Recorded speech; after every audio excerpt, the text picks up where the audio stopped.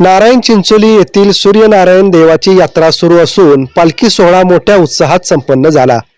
पंढरपूर तालुक्यातील नारायण चिंचोली येथील असलेल्या सूर्यनारायण देवाची यात्रा मोठ्या उत्साहात सुरू असून या यात्रेसाठी संपूर्ण राज्यातून हजारो भाविक दर्शनासाठी येत असतात। पौष महिन्यातील प्रत्येक रविवारी मोठ्या उत्साहात यात्रा भरते। या यात्रेमध्ये सर्व धार्मिक कार्यक्रमाचे आयोजन करण्यात येते।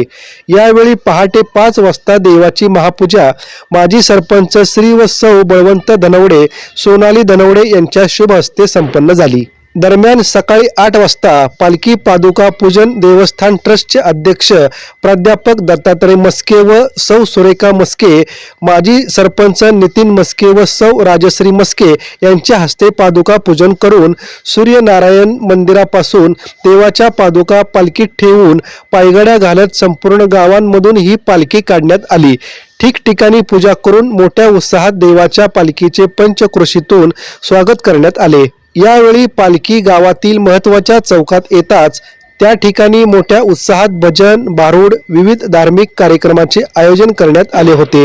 यावेळी नारायण चिंचोलीच्या सरपंच नर्मदा लक्ष्मण धनवडे, उपसरपंच गहिनीनाथ चव्हाण, भाजपा राज्य कार्यकारिणी सदस्य लक्ष्मण तात्या धनवडे, तंटामुक्त अध्यक्ष विजय कोळेकर, माजी sarpanch Vitthal Mane, chairman Vishnu Mane, vice chairman Shridhar Kolekar आदी मान्यवर, ग्रामस्थ व भाविक मोठ्या संख्येने उपस्थित होते।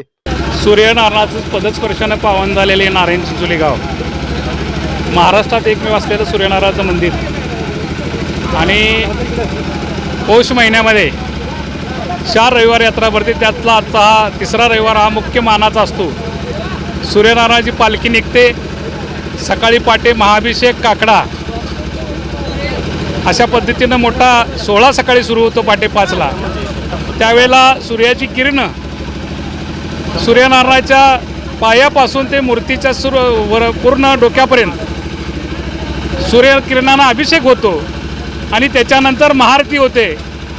या पंचक्रोशीतील महाराष्ट्रातील कानाकोपऱ्यातील भाविक या ठिकाणी हा सूर्यकिरण पाहण्यासाठी येतात आणि त्याच्यानंतर हा सकाळी 9 वाजता पालखी सोहळा सुरू होतो।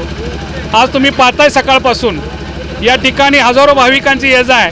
पालखी सोहळ्यामध्ये भजन, भारूड, कीर्तन, महाप्रसाद अतिशय भक्तिभावानं हा सोहळा चालतो।